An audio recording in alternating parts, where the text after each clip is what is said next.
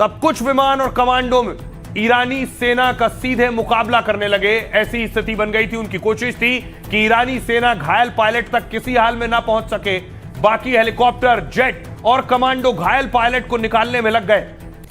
अमेरिकी जवानों की कवर फायर के बीच पायलट का रेस्क्यू पूरा किया गया। कल तक आपने देखा कि अमेरिका का एक पायलट ईरान में फंस गया है, लेकिन अमेरिका ने उस पायलट को बचाने के लिए एक बड़ा ऑपरेशन चलाया। भारी पड़ा ट्रंप का यह पायलट प्रोजेक्ट। आपको बताऊंगा इस पायलट प्रोजेक्ट को कैसे अंजाम दिया गया। गरजती हुई मिसाइलें ईरान में घुसकर अमेरिका ने इस ऑपरेशन को अंजाम दिया है।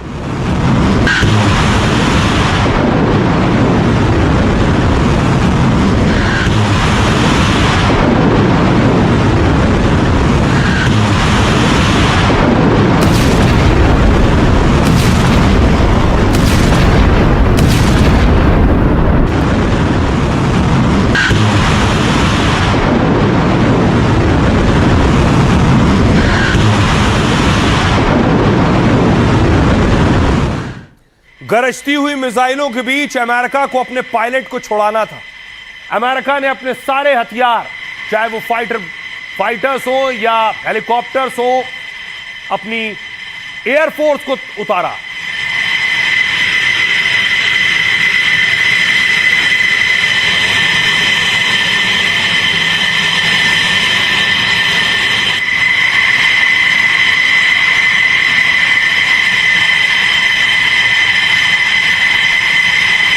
क्योंकि अमेरिका को और ट्रंप को हर हाल में अपने पायलट को ईरान से वापस लाना था। इसलिए ईरान के आसमान में अमेरिकी हेलीकॉप्टर और अमेरिकी फाइटर्स नजर आने लगे अपने पायलट को खोजने के लिए। अमेरिका नीरू नज़ामी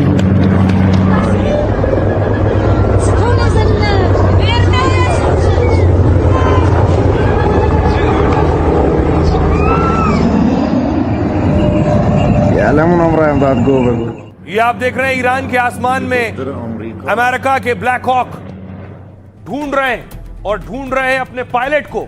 और सिर्फ अमेरिका नहीं, ईरान में उस पायलट को ढूंढने पर इनाम था। तो ईरान के लोग सड़कों पर उतर गए और ईरान के लोग देखिए जरा, सड़कों पर उतरकर पायलट को खोजने लगे। 55 लाख का इनाम था। अमेरिकी पायलट को जो खोज लेगा उसे इनाम मिलेगा। गाड़ियों का जाम लग गया पायलट को खोजने के लिए।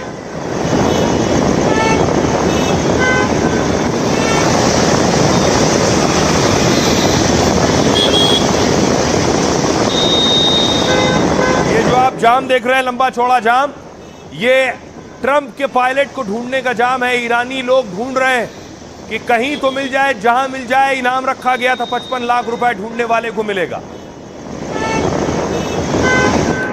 और रात के अंधेरे में अमेरिका ने ऑपरेशन चलाया पायलट को छुड़ाने के लिए। एक के बाद एक फाइटर्स ने गोले दागने शुरू किया, अटैक किया पायलट को यहां से उड़ा ले जाने के लिए।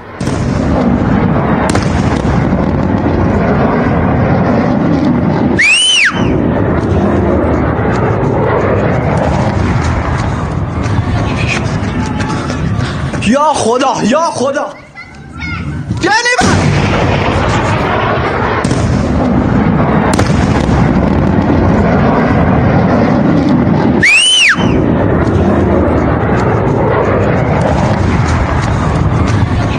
ये तस्वीरें आप देख रहे हैं, अमेरिकी सेना ईरान में घुसी और पूरे ऑपरेशन को अंजाम दिया और पायलट को अपने साथ ले गई। अब देखिए जरा इस पूरे ऑपरेशन को सिलसिलेवार तरीके से मैं आपको बताता हूं कैसे ये अंजाम दिया गया। ये स्क्रीन आप देख रहे हैं। ईरान में फंसे पायलट को बचाने के लिए ट्रंप ने पूरी ताकत झोंक दी। कहीं से भी पायलट को लेकर आना है। 36 घंटे के अंदर दोनों पायलट को सुरक्षित निकाला जाए। 2 दिन पहले ईरान ने अमेरिका का F-15 विमान गिराया। इस तरह से विमान में सवार 2 पायलट पैराशूट से उतरे। एक तो कुछ घंटे में बचा लिया गया, पर दूसरा उतरते समय घायल हो गया और ज्यादा चल नहीं सकता था, इस स्थिति में था। लेकिन ईरानी सेना से बचने के लिए वो पहाड़ी इलाके में छिपता रहा वो पायलट। ईरान ने पायलट को खोजने पर 55 लाख रुपए का इनाम घोषित किया, जहां मिले पकड़ कर लाओ। फिर घायल पायलट के पास एक पिस्तौल थी, यानी उसका बचना बहुत मुश्किल था। लेकिन जैसे ही विमान गिर रहा था, अमेरिका को उस पायलट ने सिग्नल दिया और कंट्रोल रूम में उस सिग्नल पहुंचा। अमेरिका ने ड्रोन, सैटेलाइट और खुफिया जानकारी से सटीक लोकेशन हासिल की उसकी, और फिर घायल पायलट को निकालने के लिए सबसे बड़ा रेस्क्यू मिशन अमेरिका ने शुरू किया।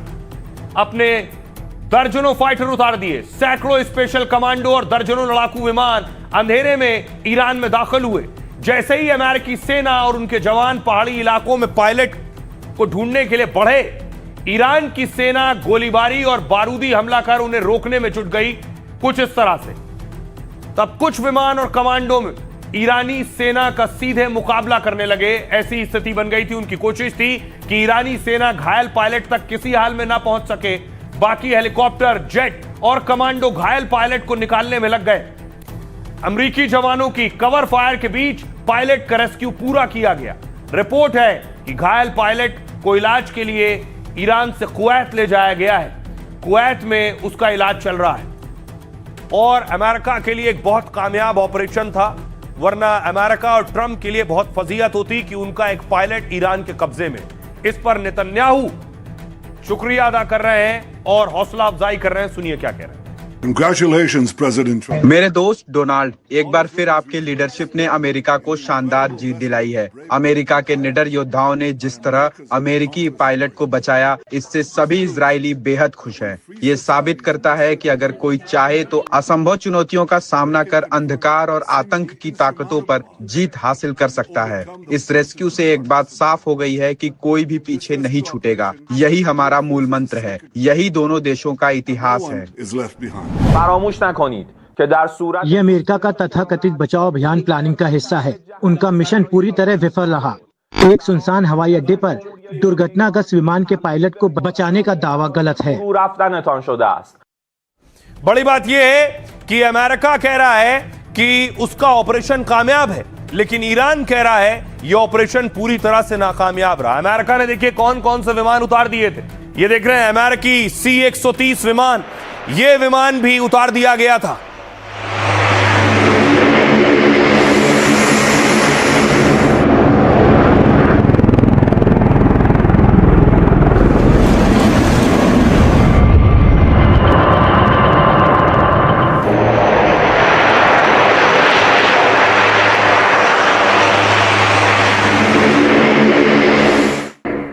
देखिए, ट्रंप ने अपने पायलट को बचाने के लिए पूरी ताकत झोंक दी थी।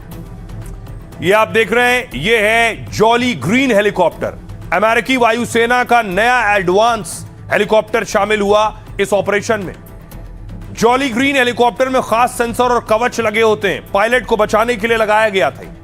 पायलट को दुश्मन और हालात की सटीक जानकारी मिलती है। कॉकपिट का सुरक्षा कवच पायलट को गोलियों से बचाता है। रात और खराब मौसम में ऑपरेशन में माहिर माना जाता है। ट्रंप ने यह भी भेजा ब्लैक हॉक हेलीकॉप्टर। ईरान की गोलीबारी के बीच कर्नल को निकालने में ब्लैक हॉक लगाया गया। तेज रफ्तार हेलीकॉप्टर दुश्मनों के हमले से बचने में माहिर होते हैं। इसके अलावा A-10 बचाव में उतरे कमांडो को हवाई सुरक्षा मुहैया कराई इसने। रेस्क्यू के दौरान ईरान की जमीन पर कमांडो पर हमला ना हो, A-10 फाइटर जेट ने ईरानी सेना और उनके हमलों से बचाया। F-35 विमानों ने ईरान को हमले के खतरे में उलझाए रखा। ईरान खतरनाक F-35 से निपटने की रणनीति बनाता रहा। यह रडार की पकड़ में नहीं आता, इसलिए इसे रोकना मुश्किल था। ईरान को लग रहा था कि F-35 कोई बड़ा हमला करने वाला है। F-35 की आड़ में अमेरिका के जवान फौरन रेस्क्यू में जुट गए और C-130 उतार दिया। बचाव दल को वापस लाने के लिए इन विमानों का इस्तेमाल किया। अमेरिका ने कुछ खास कमांडो भी C-130 विमानों से भेजे थे। खबर है कि ईरान के हमले से उसके 2 विमानों को नुकसान पहुंचा है। वो वापस आने की हालत में नहीं थे, तो अमेरिका ने उन्हें तबाह कर दिया। यह दावा अमेरिका कर रहा है। सुनिए जरा अब व्हाइट हाउस की प्रवक्ता क्या कह रही है। Iran's ballistic missile and drone. Iran में गिराए गए अमेरिकी जेट के क्रू मेंबर्स को अमेरिकी सेना ने सुरक्षित बचा लिया है। रेस्क्यू मिशन को अंजाम देने वाले सैनिकों पर देश को गर्व है। हमें अपने राष्ट्रपति ट्रंप पर भी गर्व है। ये ऑपरेशन अमेरिका की सैन्य क्षमता और एयर डोमिनेंस को दर्शाता है। ट्रंप के नेतृत्व में हम ऐसी ही कामयाबी हासिल करेंगे और दुश्मन की हर चाल नाकाम कर देंगे। Combat flights thus far. अब देखिए जरा, फाइटर तो भेज दिए ट्रंप ने, विमान भेज दिए, एयरक्राफ्ट भेज दिए, लेकिन ईरान की मिसाइलों से बच नहीं सके। ये तस्वीर देख रहे हैं A-10 ईरान ने A-10 मार गिराया है। ये तस्वीरें ईरान ने जारी की।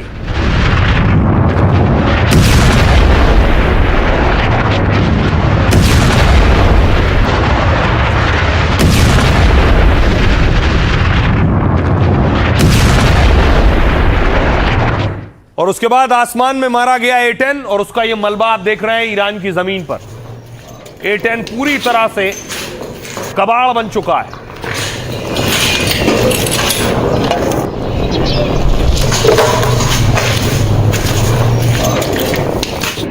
तो पायलट को बचाने के लिए अमेरिका ने हजारों करोड़ का नुकसान करवाया है।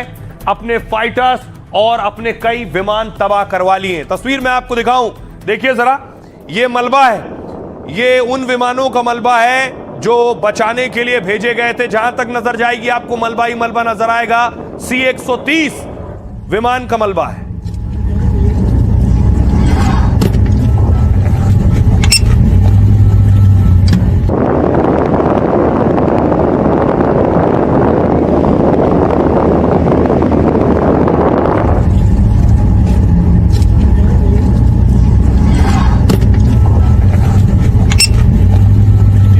आप देख रहे हैं जो अमेरिकी पायलट को बचाने गए विमानों को तबाह किया ईरान ने, उसका मलबा है।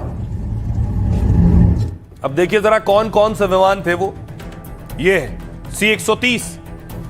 ईरान से जंग में ट्रंप को भारी सैन्य नुकसान उठाना पड़ा है। ईरान का आसमान अमेरिकी विमानों के लिए कब्रिस्तान बन गया। 48 घंटे में उसके आधा दर्जन जेट, हेलीकॉप्टर और ड्रोन मार गिराए। ईरान का दावा है कि अमेरिका के C-130 विमान को मार दिया है। इस्फहान में ईरानी सेना ने 700 करोड़ रुपए के अमेरिकी विमान को मार गिराया। C-130 हरकुलिस अमेरिका का भारी भरकम मालवाहक विमान है। यह करीब 100 सैनिक और भारी हथियार उपकरण ले जा सकता है। यह विमान मिट्टी, रेत, घास और कच्चे रनवे पर भी उतरने में सक्षम है। तस्वीर भी मैंने आपको दिखाई, कच्चे में उतरा था। खबर है कि ईरान में लापता पायलट की तलाशी मिशन में यह विमान भेजा गया। तभी ईरान की police commando unit Faraj rangers ने C-130 तबाह कर दिया है। इसके अलावा ब्लैक हॉक, ईरान ने अमेरिका के 2 ब्लैक हॉक हेलीकॉप्टर भी मार दिए। अमेरिका ने पायलट बचाओ मिशन में ही इन हेलीकॉप्टर्स को भेजा था। ब्लैक हॉक दुनिया के सबसे भरोसेमंद हेलीकॉप्टर में गिने जाते हैं। ये हवाई हमलों, बचाव और स्पेशल ऑपरेशन में माहिर होते हैं, लेकिन इस तरह से तबाह कर दिए गए।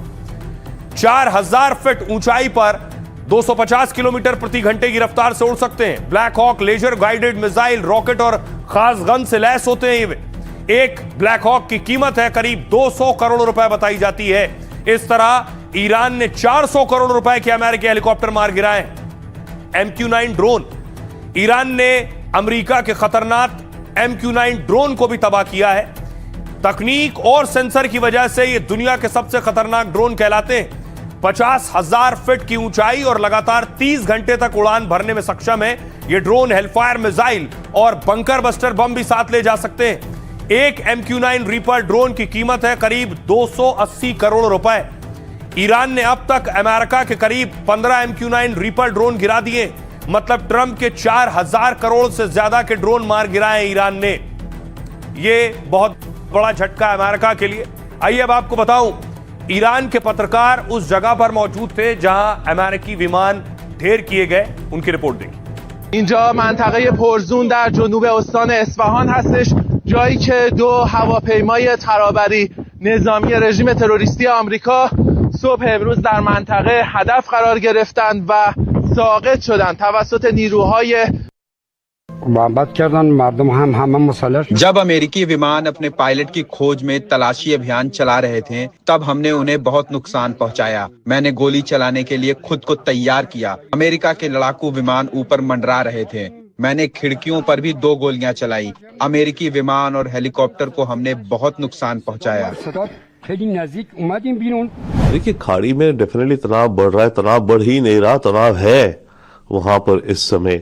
जहां तक ट्रंप ने जो बात कही कि इनके जो 1 या 2 एयरक्राफ्ट गिरे हैं आज या कल में, उसने ये कहा कि फर्क नहीं पड़ता, कुछ जंग जारी है। बिल्कुल सही बात है। इसका भाई अगर जंग है, बड़ी जंग है, और आप अमेरिका जैसे देश हैं, आप पे इतना सारे वेपन्स हैं, इतने सारे एयरक्राफ्ट हैं, तो वॉर में अगर 1-2 एयरक्राफ्ट गिर भी गए तो कोई खास बड़ा फर्क नहीं पड़ता।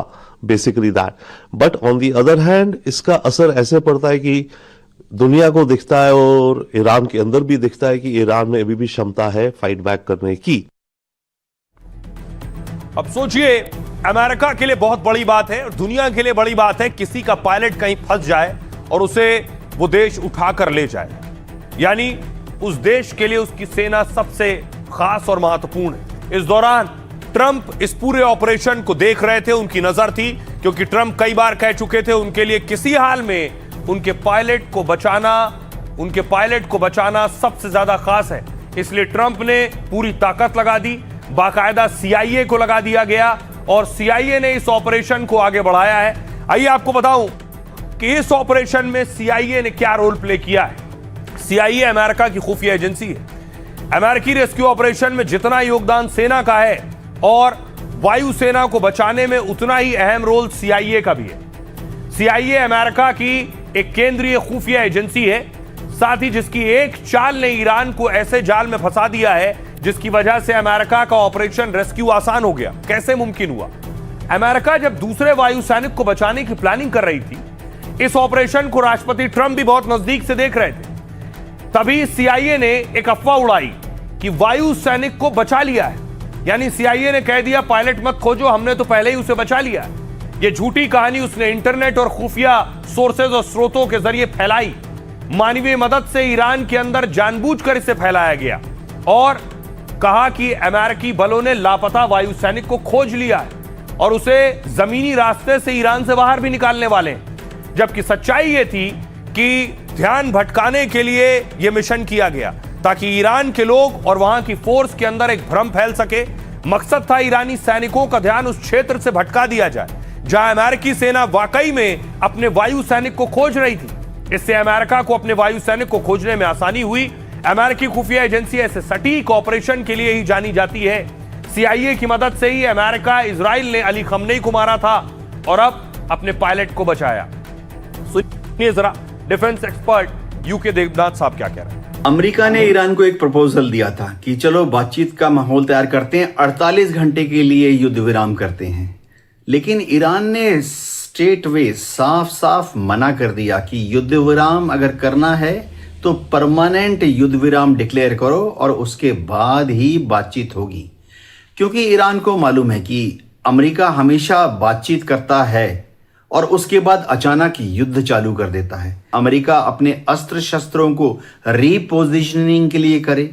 हो सकता है कि अमेरिका के पास मिसाइलें कम हो गई हैं, इजराइल के पास जो आयरन डोम है उसकी इंटरसेप्टर मिसाइलें खत्म हो गई हैं, लेजर गाइडेड बॉम्ब्स खत्म हो गए हैं। अमेरिका और इजराइल दुनिया भर से आर्म्स अम्यूनिशन जो उनके मेनलैंड अमेरिका में है या नेटो देशों में है उसको गल्फ में रीपोजिशनिंग के लिए करें और 48 घंटे के बाद फिर भयंकर हमला फिर से ईरान पर चालू कर दें।